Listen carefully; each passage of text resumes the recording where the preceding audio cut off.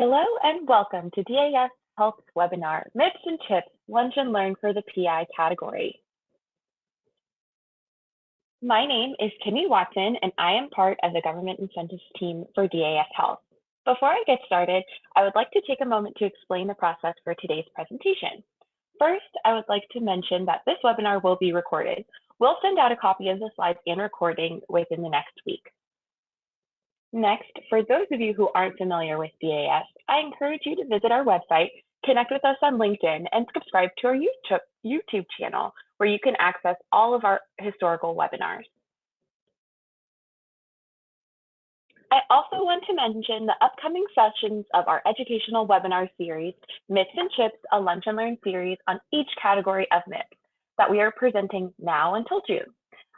I know we are already on our second session, but the next categories we will cover will be on Wednesday, June 7th for the improvement activities category, Wednesday, June 21st for the cost category, as well as June 14th for achieving NCQA PCMH recognition utilizing APRIMA. These will be shorter than our typical hour-long webinars and focus on current requirements, best practices, and strategies to score high in each of these categories this year. We will also have the traditional hour-long webinar for our PCMH webinar. We will be sending out an invitation to each webinar a week or so before, and we will always post on our LinkedIn page as a reminder. So keep your eyes peeled for that.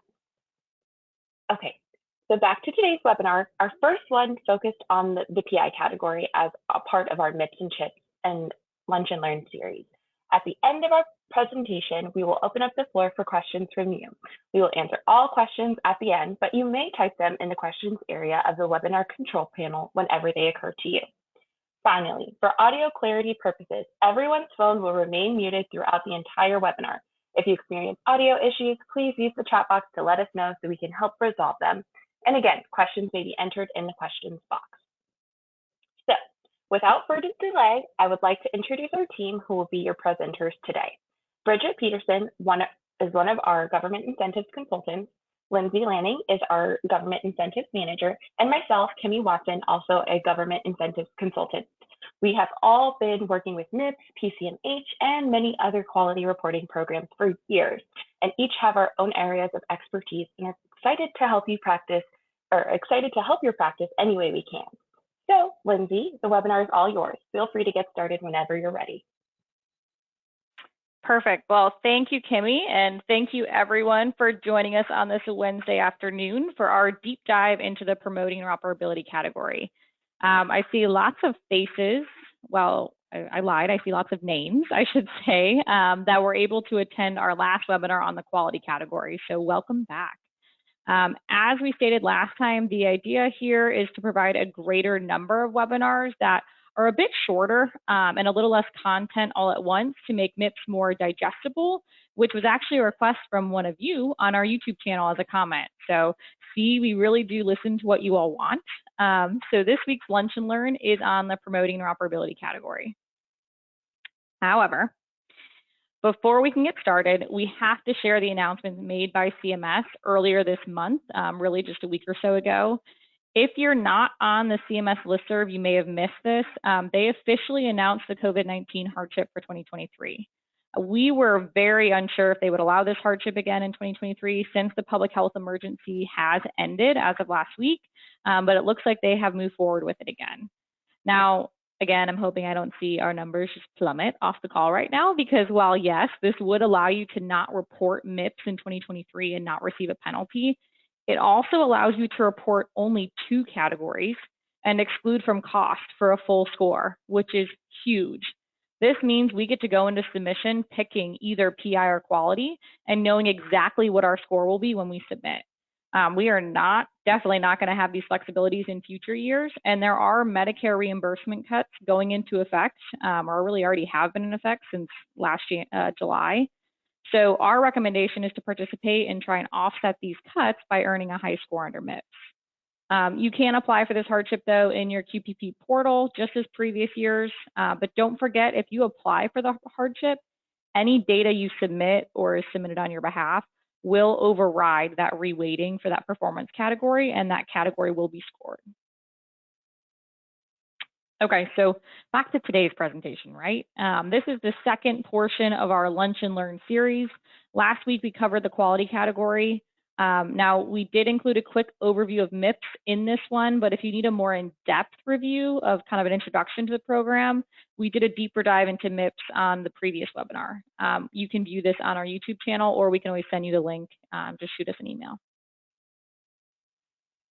Now, the merit-based incentive payment system, or what we fondly refer to as MIPS, is what we're talking about today, right? It was developed to improve patient health outcomes by tying payments or reimbursement to quality and cost-efficient care, with the whole intention being to increase the use of healthcare information and then reduce the overall cost of care. Believe me, our team knows firsthand MIPS sometimes gets a bad rap. It's just another set of requirements. It's more clicks. It's a burdensome workflow. And we hear you, but at its core, this program really does work to improve patient care and outcomes. Because frankly, if you are following the workflows, you're likely performing more screenings. You're taking the extra steps to provide education to your patients, to create those follow-up plans or place those necessary referrals. And you're documenting it in your EHR system so it can be shared with other providers and practices, which is the goal. On the administrative side, what this program really did was consolidate all the legacy programs that we used to have to report on into one. So we used to have PQRS, value-based modifier, and meaningful use, and now we just have MIPS, which each one of those legacy programs aligns with a category under the current program. And those categories are what determine your final score. And we're going to be focusing on PI, or the old meaningful use program, today.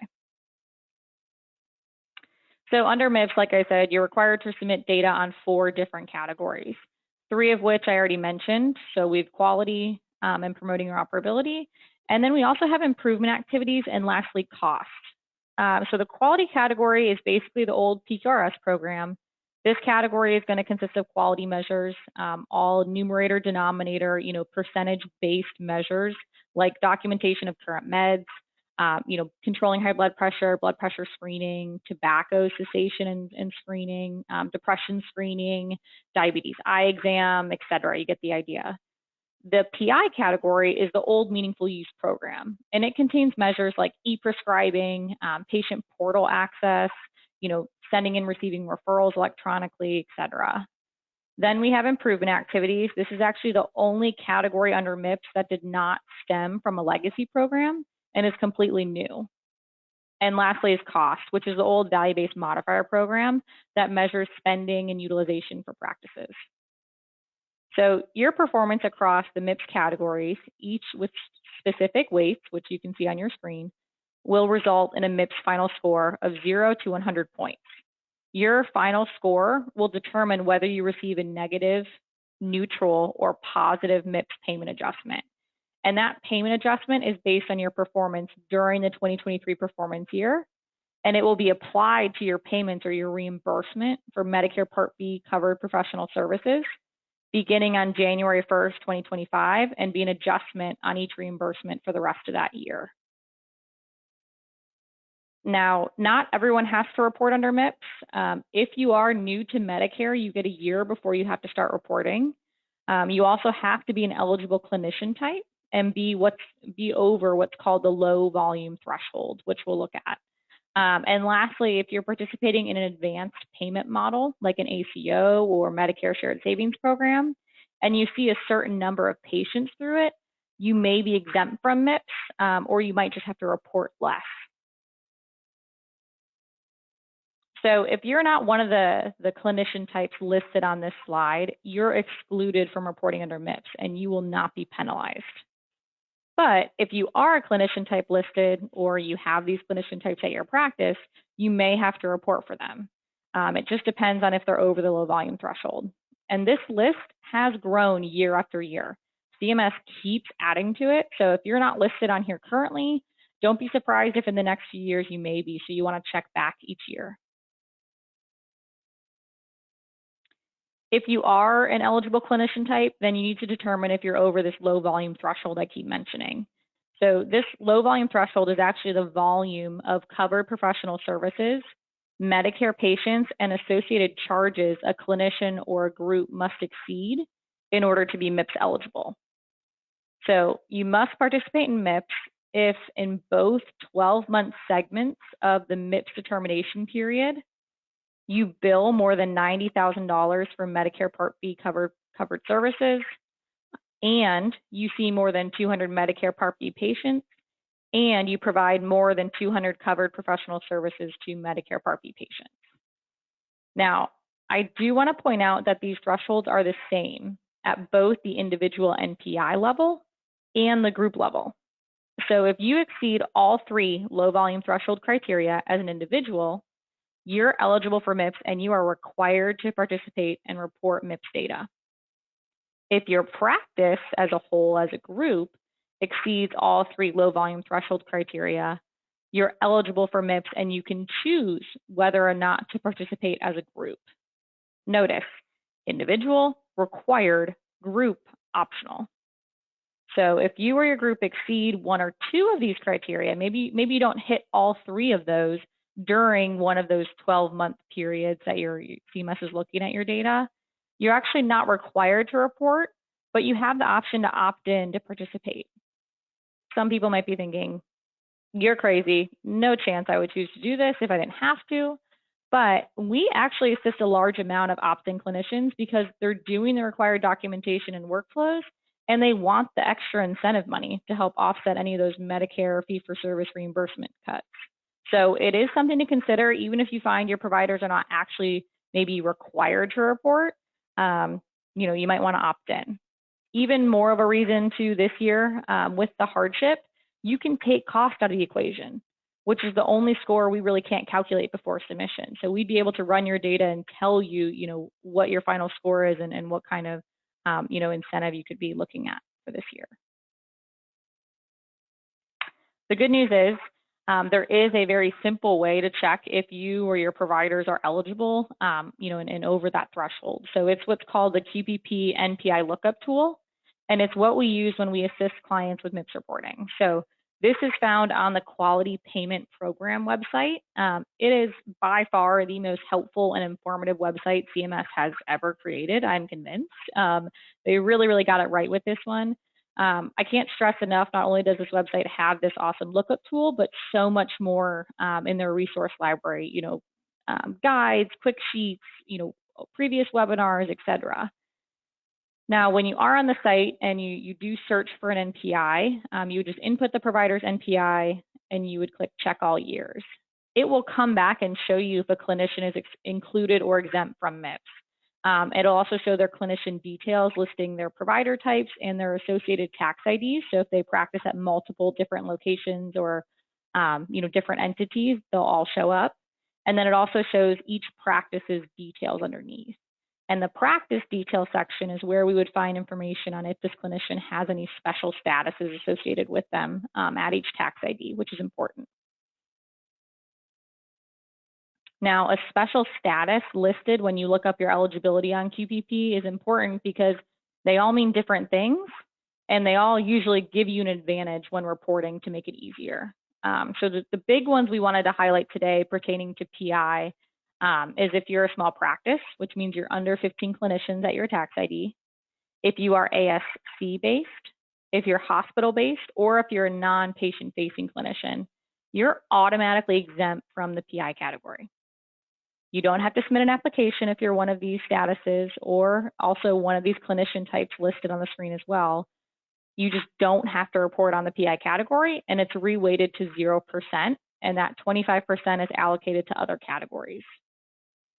Now, take note, the clinician types that qualify for this kind of special automatic reweighting of this category only, it changes every year. So for 2023, note that if you're a PA or an NP or a CRNA or a clinical nurse specialist, you now have to report PI, when in previous years, they were also automatically exempt. So trying to give you a few years in the program to get your hands around PI, get your feet wet, and then you will eventually have to report. But just wanted to call out these automatic hardships. There is also the opportunity to apply for a PI hardship, even if you're not one of those special statuses or clinician types, but you do in fact have to actually apply online via your QPP portal. in the same way you would apply for a COVID hardship for the whole program. If you apply, you would need to claim one of the following reasons. So maybe decertified EHR technology, insufficient internet connectivity, extreme and uncontrollable circumstances, and then lack of control over the availability of CERT or certified EHR technology. But please note, simply not having the 2015 Cures certified EHR technology in place is not a valid reason to submit the hardship. So if your practice decided you're not going to upgrade your EHR system this year because you didn't want to, that doesn't count as a valid reason to claim this hardship. Now, if your hardship exception is approved, the PI performance category will actually be reweighted to 0% when calculating your final score. And like I mentioned, that 25% will be redistributed to another performance category, or categories, I should say, unless you then submit data for the PI category that'll override the hardship. So kind of the same layout and same rules as the COVID-19 hardship. Now, again, with all this talk of hardships, I really don't want to see a mass exodus off the call, but we wanted to make sure you understood if you were actually required to report or not, and even if you're not, how it may be beneficial for you to actually report PI or MIPS in general. So I won't delay us any longer from the PI category specific information. I'm actually going to go ahead and turn it over to Bridget to take us through the details for this category. So Bridget, it is all yours. Great, thank you, Lindsay. In a nutshell, the Promoting Interoperability category, or the PI category, promotes the electronic exchange of data, and it is a way for CMS to encourage practices to use a certified EHR for their patient data. The PI category is 25% of your MIPS final score, unless you are a small practice or another special status who does not report PI. The performance period is a minimum of 90 continuous days between January 1st, 2023 and December 31st, 2023. And keep in mind, it can be any 90 days. It does not need to align with the quarter. And this is great, since if you remember, quality reporting is a full year.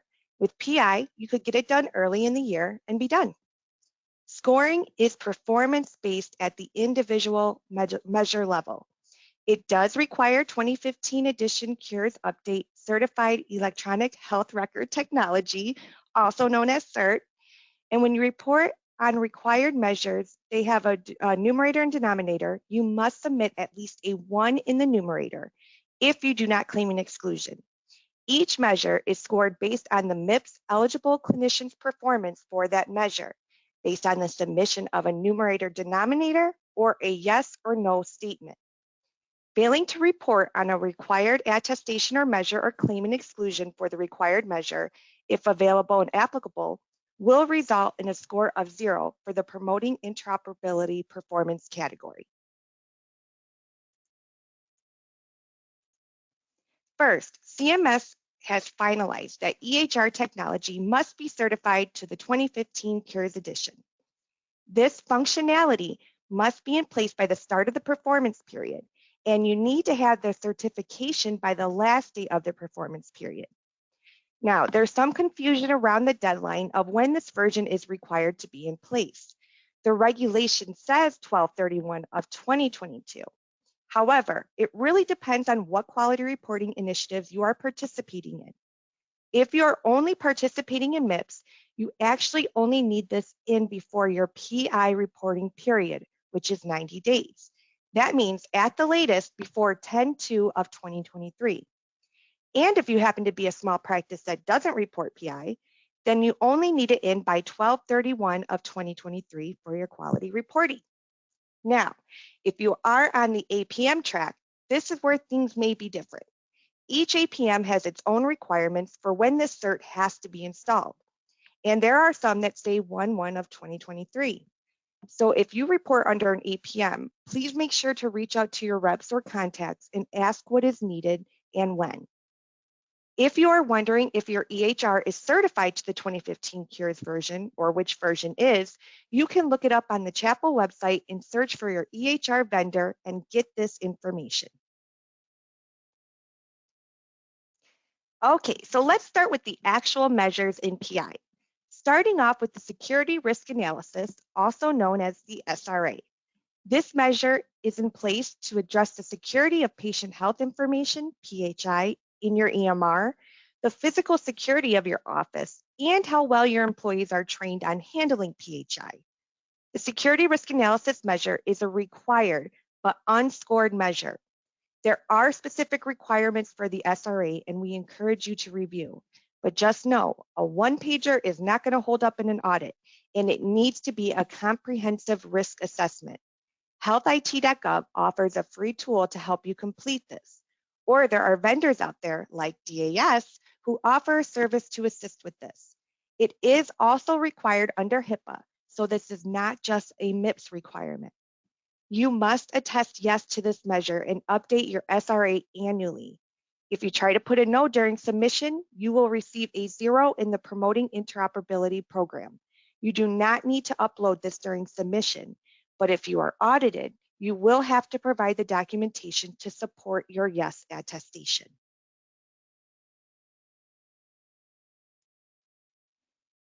The next objective is the high priority SAFER's assurance factors for EHR resilience, also known as the SAFER guides.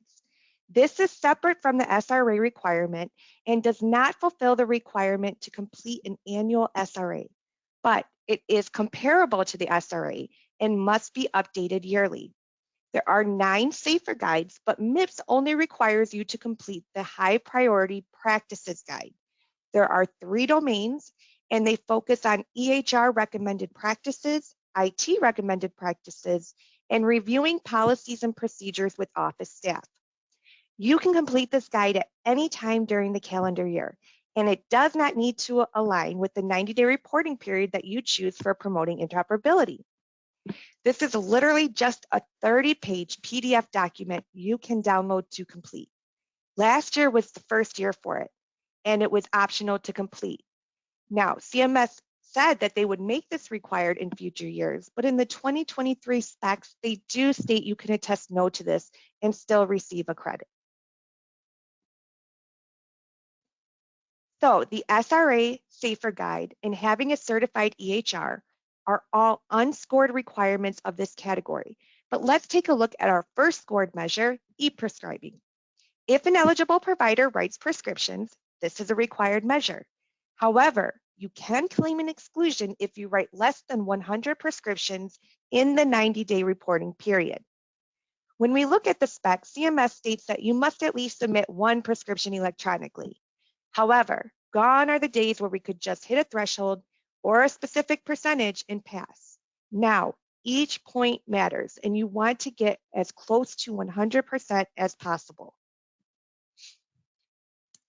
And next is the Prescription Drug Monitoring Program, also known as the PDMP, which is an electronic database that tracks prescriptions of controlled substances at the state level. This measure has been updated and is now a required measure beginning in 2023. The measure is worth 10 points and has been expanded, and it includes the Schedule 3 and 4 drugs in addition to Schedule 2 opioids. But there is an exclusion available as well.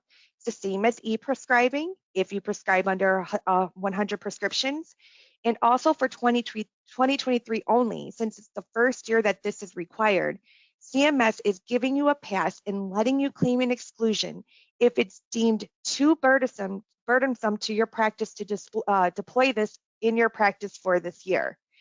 Although this exclusion will most likely not exist next year, and not to mention, many states already require PDMP participation for providers. So if you aren't doing this, we recommend you check your state and make sure that it's not already required. The provider to patient exchange measure objective is to provide your patient with their health information in a timely manner. Now, CMS defines timely as within 4 business days of the information being available to the clinician. Keep in mind that you just need to offer the patient access to their health information. They are not required to sign in or enroll. And again, your goal is to get the score as close to 100% as possible. This is a tricky one, since any patient you see in the 90-day reporting period will need to be offered access to your patient portal within 4 business days. Most of our clients make sure to notify their front desk or checkout staff when the 90 days are starting so that they are at the top of their game when reviewing this in a patient's chart at the time of the visit. Our last measure that has a numerator and denominator besides e-prescribing and portal is the Health Information Exchange, HIE measure. And with this one, you have a few different options to choose from.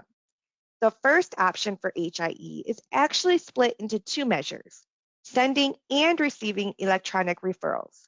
This is the traditional option we have had in the previous years and tracks referrals that you place outside of your practice and requires that they are sent using a direct, secure message to the intended provider you are referring to.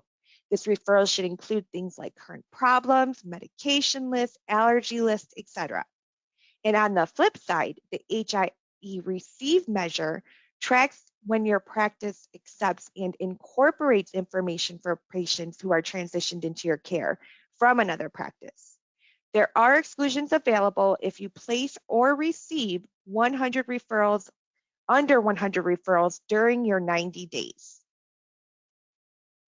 The second option is an alternative to the two previous HIE measures, and it's called the bidirectional exchange of information.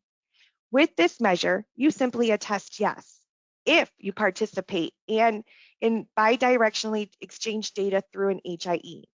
For example, if you're part of a nationwide HIE network like Care Quality or Commonwealth or eHealth Exchange that allows other practices to query your system and obtain patient info like medications, allergies, etc., you could attest yes to this measure. But if you are not connected to an HIE, there is no exclusion. You will have to choose an alternative measure like the other two we just went over. And the final option added to satisfy the Health Information Exchange objective for 2023 is called the Trusted Exchange Framework in Common Agreement, known as TEFCA. This is new for 2023. And since TEFCA is a new concept, very few avenues of participation exist. It is unlikely that many clinicians will be able to use this option for 2023. However, if this measure is chosen, the provider must attest yes that the MIPS eligible clinician is a signatory to the framework agreement. Again, not likely many will be able to use the option this year, but possibly in the future. Also, most practices typically report exclude from the HIE send and receive measures, but we are seeing an uptick in the bidirectional option over the past 2 years. I know this has been a lot of information and we are close to the end. Our final measure to review are the public health and clinical data exchange measures. So let's quickly review immunization reporting. This measure is required for 2023.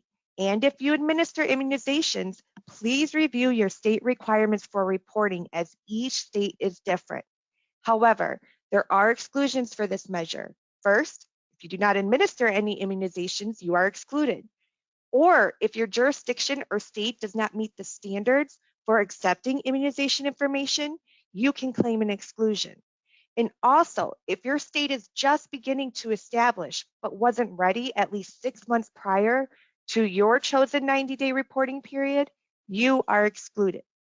Now, if none of these exclusions apply to your practice and you do administer immunizations, you are required to report this measure. Please review your state and jurisdiction requirements for immunization reporting as each state is different. And also keep in mind, if you have practices located in different states, you may need to be connected to multiple systems. The second and our last required measure in PI is electronic case reporting, also known as ECR. This has actually been around for quite a while under MIPS, but was not a fan favorite when we had the option to select which mode of public health reporting to report on. Since COVID-19, CMS has made immunization and this measure required for obvious reasons, since ECR is basically the reporting of communicable diseases or conditions. COVID-19 essentially put a spotlight on the lack of data sharing in these areas, so CMS stepped in and made them required under MIPS. Now, each state varies and has its own set of diseases and conditions that you may need to report on. Some states are ready and others are not. If your state is ready, ask for the list of conditions they are accepting data on, and specifically ask if they are accepting data on the conditions you diagnose or treat. As we have found, many states are only collecting COVID info. If you do get the conditions list from your state and there is nothing on there that your practice specifically diagnoses or treats, you can exclude, or if your state isn't ready to accept your data, you can also exclude. And the other measure that we used to be able to choose from, like clinical data registry reporting and syndromic surveillance, are now optional bonus measures. So if you are like many of our other clients who were reporting on one of these before immunization and ECR were required, it's not a waste. You can earn bonus points. One thing to note, though, is that you will not receive more than 5 bonus points, regardless of how many you attest to. We do need to point out there have been a few changes for the public health and clinical data exchange measure for 23 and 2024. For each of these measures we just went over, you have to be in what's called active engagement. CMS has 3 levels that varied from basically being registered to testing data transmission to being fully up and running. This year, CMS combined active engagement options 1 and 2 into a single option titled Pre-Production and Validation, and renamed option 3 to Validated Data Production for a total of 2 options. Not a big deal, but here's the kicker. MIPS eligible clinicians are now required to submit their level of active engagement. And starting with the 2024 calendar year, MIPS eligible clinicians are allowed to spend only 1 performance period at the pre-production and validation level of active engagement, meaning you must progress to the validated data production level in the next performance period. Now, we aren't exactly sure what happens if you're not the one delaying the process. Maybe your state isn't ready to onboard you. I would assume we will get another exclusion added for this scenario, but time will tell. Just note, you may need to get the ball rolling if you have been attesting yes each year, just for being signed up and you've not actually been sending any data. Okay, so let's put it all together. You can see the table on the screen lists each scored measure we just covered. You can see what are all required, aka all of them, besides the bonus public health measures, and you can see each measure has a different point value. I really like this graphic because it shows if it's a numerator-denominator measure that will show up in your MIPS data report, or if it's a yes or no measure that you need to have supporting documentation ready for. So e-prescribing is 10 points, PDMP is 10 points, then our HIE measures are worth 30 points total. It just depends on which of the 3 options you pick to report on. Then our portal measure is 25 points. And lastly, so are the immunization and electronic case reporting measures. Now, if you're like me, you may be wondering, well, what if we exclude from one or more of these measures? Where do the points go? Well, great question, kind of a long answer. We made the slide and I hope it's helpful and not confusing. The measures listed on the left would be what you exclude from, and the measures on the right is where the points go. So if e-prescribing is excluded, the 10 points will be split. 5 will go to HIE sending and 5 will go to HIE receiving. But if you're not reporting on those measures, let's say you're reporting on TEFCA or bidirectional, well, then the 10 points are redistributed to those instead of HIE sending and HIE receiving, making them worth 40 points. If HIE sending is excluded, the 15 points will go to the patient portal for a total of 40 points. If HIE receiving is excluded, 15 points will go to the HIE sending for a total of 30 points. Now, if both HIE sending, 15 points, and receiving, 15 points are excluded, 30 points will go to the patient portal for a total of 55 points. For the public health and clinical data exchange exclusions, if only one of the required registries, immunization or electronic case reported is excluded, 25 points are still awarded.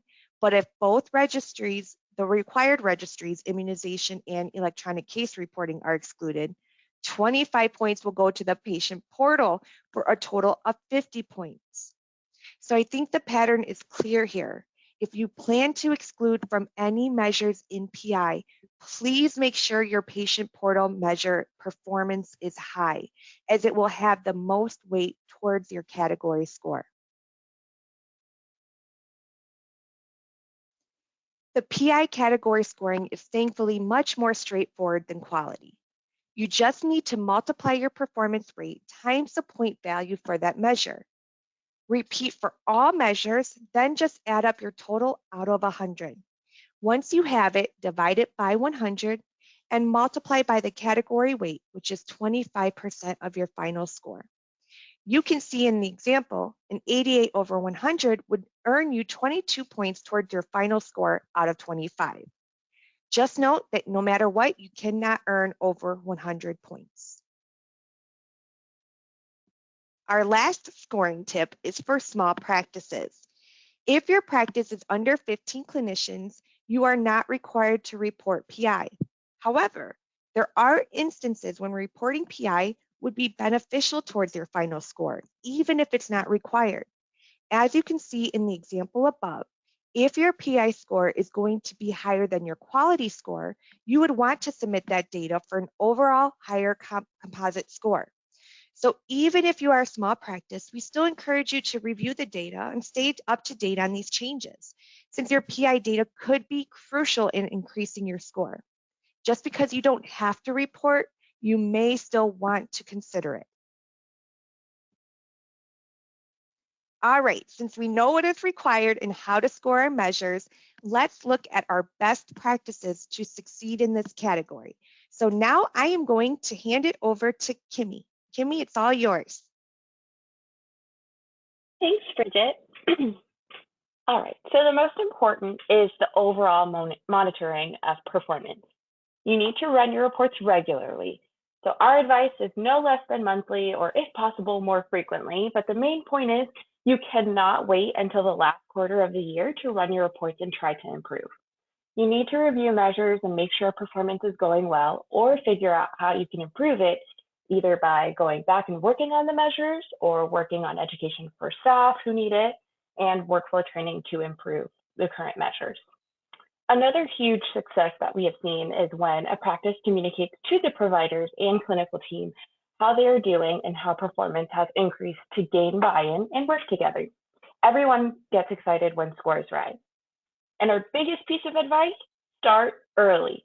Do not wait till the fourth quarter. Try for your 90 days early in the year so you can always try again if you need or want to. Our only other best practices focus on your audit binder. You will need an audit binder for this category. We covered a lot of attestation measures that don't have data, and CMS will come back to check on why you attested yes, and they expect you to retain this documentation for 6 years. So here are our recommendations for promoting interoperability. First is proof of your cert. Make sure you go to the Chapel website and search for your EHR vendor. You would then find the version or versions you were on during your 90 days, and it will give you a special ID and allow you to save a PDF and add it to your audit binder. Next is PDMP. Credit for this can either be your EHR or outside of your EHR through your state PDMP or PMP. Most clients we work with can log into a portal and export a report for the year showing when the provider looked up a patient, or if it is through your EHR, it is likely included on your certified report. Now, for HIE bidirectional, you will want to have a letter, email, or other documentation from the entity providing health information exchange services. This includes scripts and or the cert vendor confirming participation of MIPS eligible clinician and or confirming the connection between cert and the entity. Included in the letter should be the date of onboarding, a description of services provided, and a description of exchange network participants. This can include the number and type of participating providers. And then you'll also not want to forget about your security risk analysis and safer guides. These will also need to be submitted in an audit. And lastly, the immunization and electronic case reporting measures. For these, a good example to prove active engagement would be email communication from your state registries, screenshots of some sort, or even a letter. Most registries are very familiar with this requirement and should be able to provide you evidence that they can give to you. If you are actually in production, which I know a lot of our clients are actively sending immunization data, you would use a dated report or screenshot from the CERT documents that show the successful registration or submission. And just to make sure it includes evidence to support that it was generated for that MIPS eligible clinician system. An example of this would be it was identified by the National Provider Identifier, your NPI, clinician name, practice name, etc. And of course, don't forget if you claimed any exclusions, you need documentation to back them up. For electronic case reporting, many of our clients have been running a diagnosis report for their 90-day reporting period for all diagnoses listed on their state flyer to prove they have not diagnosed or treated any of the conditions, but you get the idea. Okay. And don't forget our measures with data. They're easy because you just need to export your certified report from your EHR or registry dashboard. And here are some things you'll want to keep in mind. Export the report when you submit so your numbers match exactly what you submitted. If you download them too early, there may actually be very slight changes in percentage or data as encounters close or lock after the year ends. Also, some of the PI measures have exclusions. For instance, if you prescribe less than 100 prescriptions, you do not need to report on the e-prescribing measure and can claim an exclusion. If you claim the exclusion, I would run your PI report showing the denominator was under 100 before you remove it from your configuration, so you have proof that it was under 100. The same goes for your HIE send or receive measures. You also do not want to forget to run the detailed reports that show you the patient information behind those numbers on the report. So you should have a way to view and download which patients counted for or against you for each measure. You want to save this because when you are audited, they want you to prove you did the required actions. So you will likely have to show them examples, which when you have these reports, make it easy to go back and pull because you only have 45 days in an audit. We also recommend taking workflow screenshots or saving down workflow white papers or informational guides on them if you have them for that year. That way, if you leave and someone else is in charge of this process in a few years and you changed EHRs or upgraded, it looks completely different and you can show them how it was done if asked. Wow, awesome job, Kimmy and Bridget. Thank you so much. That was, a lot of information, but really, really good, thorough recommendations from the audit binder to also, best practices. And of course, overall what each measure requires. So I hope everyone on the line is feeling good, that you've got a good handle on this. If you do feel a little overwhelmed, that is completely okay and somewhat expected. Again, this is only one category out of 4 under MIPS. I often say this is our full-time job. I'm sure most of you on the line, this is not your full-time job. And the good news is for you, you don't have to do MIPS alone if you don't want to. So your DAS-GI team is here to help. We have all kinds of assistance packages to best suit your needs. We can, help you on an ongoing basis. We can help you as needed. Packages are really customizable to what your practice needs. So, our most popular and what we find the most success with clients is more of an ongoing support package. It includes everything, right? It's all-encompassing MIPS support from start to finish. We would assist with your data analysis, report retrieval, PI measure training and documentation, workflow training, performance analysis. We then provide specific action items to improve your score over time. We complete submission for you, and we always provide audit guidance. We'd be meeting with you on a regular basis. We prefer monthly. Obviously, we can do quarterly or really whatever you prefer, even more, to really review your data and work together to improve your performance and get that 100% score and that max incentive. We've even had a few clients who want us to try and teach, a specific practice resource the program and how to do everything to maybe bring it in-house in the future. Really, we're just trying to help you all make this program a little bit easier. Not only that, but DAS also has a cybersecurity division that actually offers a comprehensive assistance for your security risk analysis and the SAFER guide, which are required under PI. So we actually have Nicholas on from our cybersecurity department, our cyber team, to talk a little bit more about what his team does as well. Thank you for that. There's a lot of good information. As Lindsay just mentioned, we definitely have a all-in-one platform. It's very intuitive, easy to use, and it has very flexible packages. So we can start out with the security risk analysis. And what this is, you can do your full analysis in the platform. And the cool thing about it is it'll save your answers, and it actually will have the security risk analysis report stored in the platform as well, in case you need to access it at a later time or you lose the copy you download. So that means if you did it this year, 2024, all of your answers would be saved and carried over, and you would simply just have to go through, update questions as needed, or if there was additional questions added. It saves a significant amount of time. And it's a lot easier to use than the SRA tool, the free one that's offered.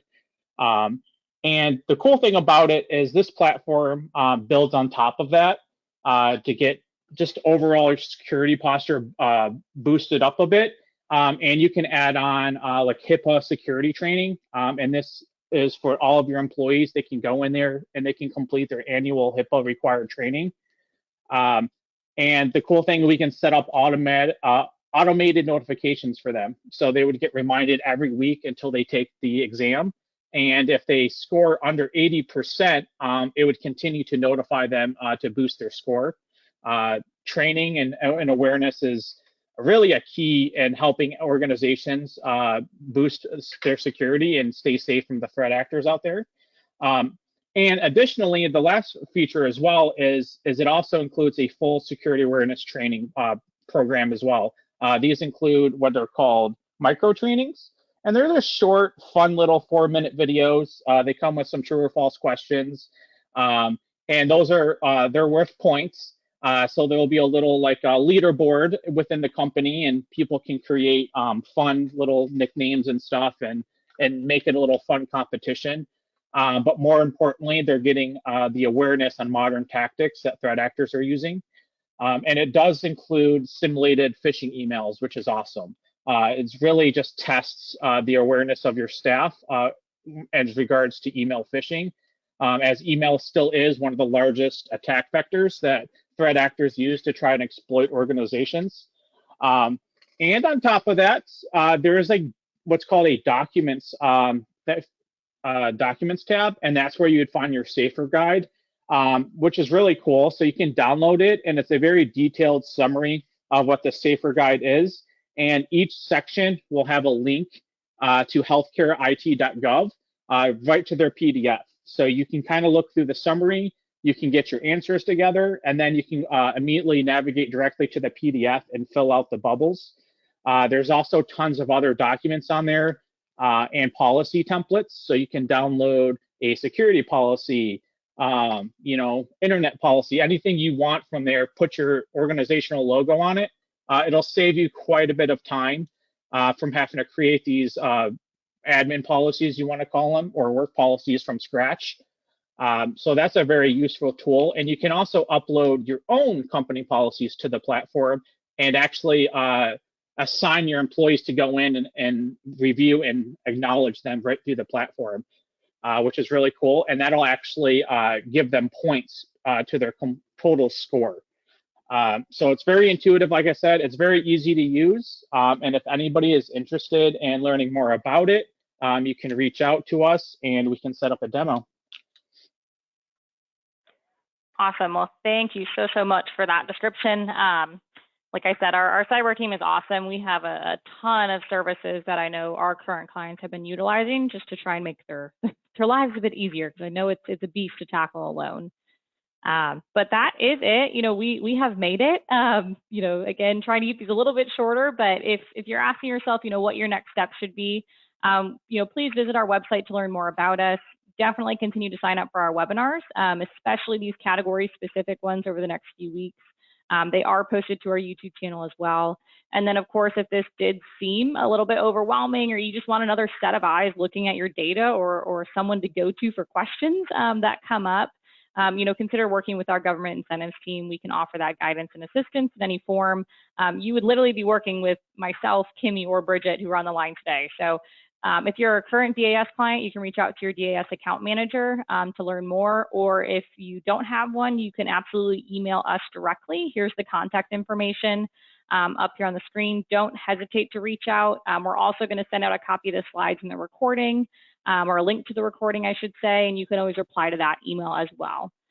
So we did want to open up the floor to questions for you all on the PI category, or any services, et cetera. So if you do have a question, feel free to type them in that questions panel. So Kimmy, let me know if there are any, you haven't been able to answer yet in the chat, or, any we want to read out and answer as a group. Yeah, I do have 3 questions. First question, Lindsay, I think you'll be able to answer this. We have, what does a clinical registry do? Can you expand on that? Yeah, no problem. So the clinical data registry, you think that, it's used to be one of our most popular public health reporting options. The basics are really just transmitting data from your EHR about your patient population to be used almost as the greater good, right? And be able to compile de-identified patient information on, specific conditions, patient, demographic data, et cetera, specialties. There are a bunch of different ones out there. I know, Kimmy, you typically work with one from the CDC with our clients. I believe that one's complimentary. Do you want to expand on that one?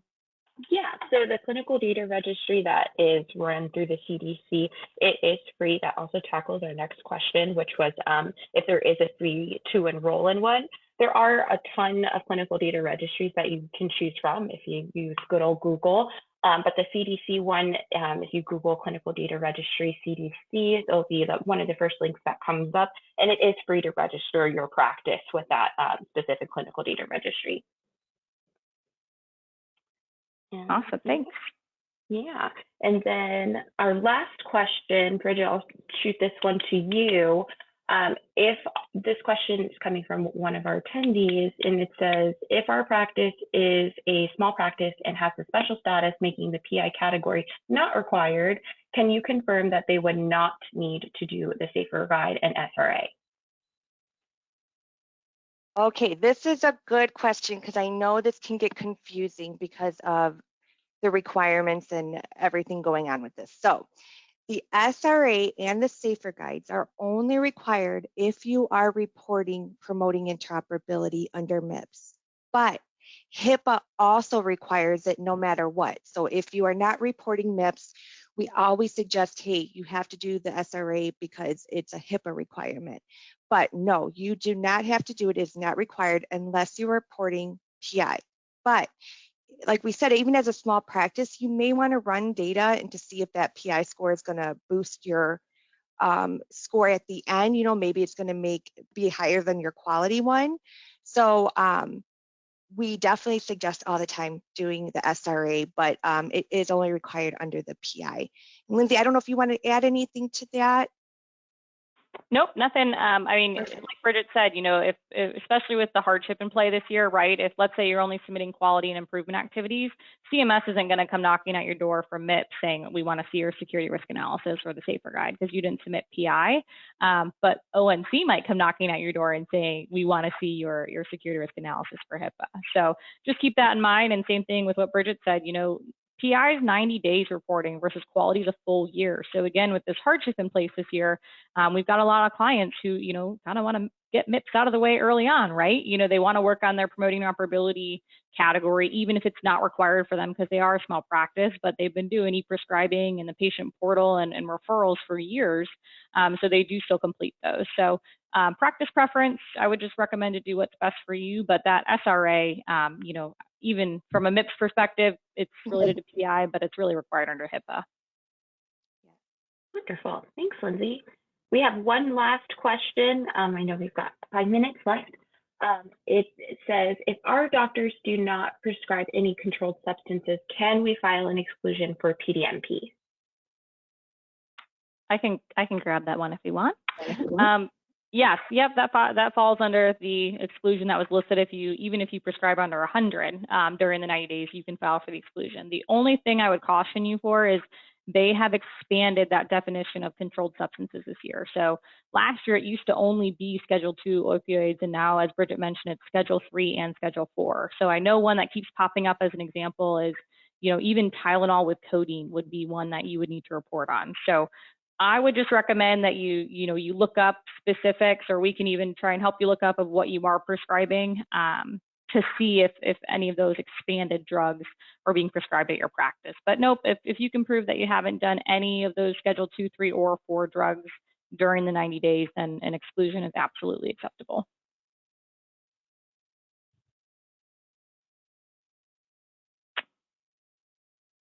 And then it looks like we have one more.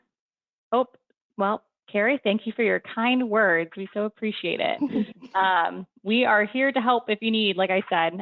It sounds strange to say, but we really do love the program, or really we should say we love working with your practices on the program, because we understand it's extremely difficult and complex. So we're here to try and make it easier on everyone, and be your expert. So with that, Kimmy, I don't think we see any more. I think we're good to go.